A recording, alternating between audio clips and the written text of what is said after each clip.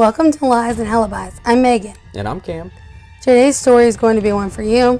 This is definitely going to be one of our shorter episodes because the case is so old that information is very hard to come by. But once I saw the case, I knew you'd love it and couldn't pass up the chance to share it with you. I'm intrigued. What is it? It's about a man named Rudolf Diesel. Rudolf was born March 18th, 1858 in Paris, France. He was born to German parents. He grew up in Paris until the family was deported to England in 1870 following the outbreak of the Franco-German War. From London, Diesel was sent to Augsburg, his father's native town, to continue his schooling. There and later at the Technical High School in Munich, he established a brilliant scholastic record in the field of engineering. Rudolf would go on to invent the diesel engine. He obtained a German development patent in 1892, and the following year published a description of his engine under the title Theory and Construction of a Rational Heat Motor. Rudolf Diesel then produced a series of increasingly successful models, culminating in his demonstration in 1897 of a 25 horsepower, 4-stroke, single vertical cylinder compression engine.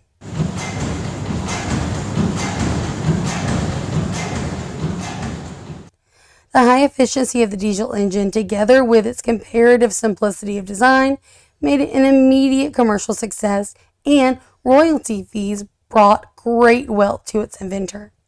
He also married and had 3 children. He was famous and well respected. Diesel was ahead of his time, warning the public of potential air pollution and believing business should be owned by their employees. Some would say he had it all. Needless to say, before turning up dead when he mysteriously vanished, it sent shockwaves through the world. The circumstances of his disappearance were so mysterious, to say the least. On September 29, 1913, Diesel set out to a meeting of the Consolidated Diesel Manufacturing Company in London. Traveling from Antwerp on the German steamer SS Dresden, he retired to his cabin around 10 p.m., asking to be woken the following morning at 6:15 a.m. In the morning, the crew found his cabin completely empty and his bed unused. A search of the boat resulted in his hat and overcoat being found neatly folded by the railings of the stern deck. 10 days later, the crew of a Dutch boat found a corpse floating in the North Sea, close to the Norwegian coast. The extended time in the water had rendered the corpse unidentifiable, but a crewman went through the pockets of the jacket and found an ID card, along with a glasses case and a pocket knife. These items were later identified by Diesel's son Eugene as belonging to his father. While there was never an official investigation into Diesel's disappearance, its strangeness and his relative celebrity kept the case in the public eye, and a few tantalizing details eventually emerged. Before he left on this journey, Diesel had left his wife a bag, with instructions not to open it for 1 week. When she did, she found the equivalent of what would be worth $1.2 million today, along with financial documentation that suggested Diesel was close to bankruptcy, which is quite incredible considering the wealth he had accumulated. Also, on the ship, Diesel had left his diary. On the date of his disappearance, the page was marked with an X, which some believe to be a sign of death. 2 biographies of Rudolf Diesel concluded that his death was a result of suicide. However, other researchers believed he was murdered, potentially on the orders of the German imperial government due to his refusal to grant the German armed forces exclusive use of his engines. He also was rumored to be planning to meet Royal Navy personnel to discuss potential for fitting diesel engines on British submarines. So that could be a reason that somebody wanted him gone. And this was around the start of World War I believe. Yeah, that could definitely put some bad feelings if you have a idea that can change history, which he did. Diesel engines are huge in any sort of industry, and at that time, being the military, the Germans especially, they were not the most friendly.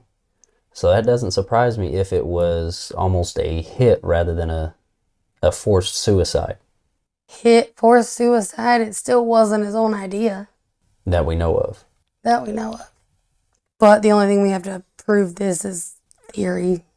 Do we know who took his design and used it after he died? Because if it was a patentless design, you could see if he just gave his design to somebody. Would it be his son, or would it be a German soldier or an engineer or something like that? That would kind of give you a bread trail to kind of follow. You know, oddly, nobody mentioned that in any of the things that I read. Mm-hmm. But there was a lot of like very scarce information. A lot of the articles were very, very to the point. Like, went missing, this is what we know, goodbye. That's what happens when you have over 100-year-old case. On October 14th, 1913, another report of what may have been Diesel's body surfaced. This time it was near the mouth of the Scheldt River, but the person who found the body was forced to throw it back overboard due to rough weather. So we don't really know much more than that about this specific sighting. But that wouldn't be the last time a possible sighting of Rudolf Diesel was mentioned. By the spring of 1914, even the New York Times was reporting on what turned out to be an unsubstantiated rumor that the inventor was alive and well in Canada. Diesel's demise may never be fully explained, but the mark he left on the industrial world remains undeniable. Absolutely. Shoot, if I was on the brink of bankruptcy and I was able to leave you $1.2 million or a comparable amount back in the early 1900s, I would do that and disappear. But I would like to think that I would give you an idea, hey, this is what I'm going to do. I'd hope you would. Jeez. Rudolf Diesel was inducted into the Automotive Hall of Fame in 1978, decades after he vanished without a trace. In a case so long cold, the full story will probably never be known. But now that you've heard the tale of Rudolf Diesel's mysterious disappearance, you may never look at a diesel engine the same way again. Absolutely not. And just the history, I didn't know the man named Rudolf Diesel was the first inventor of the single-cylinder diesel engine. That's cool. Yeah, I thought it was pretty interesting when I stumbled up on it. Thanks for listening to another episode of Lies and Alibis. If you want to keep up with the case and see photos of the people we spoke about, follow us on social media.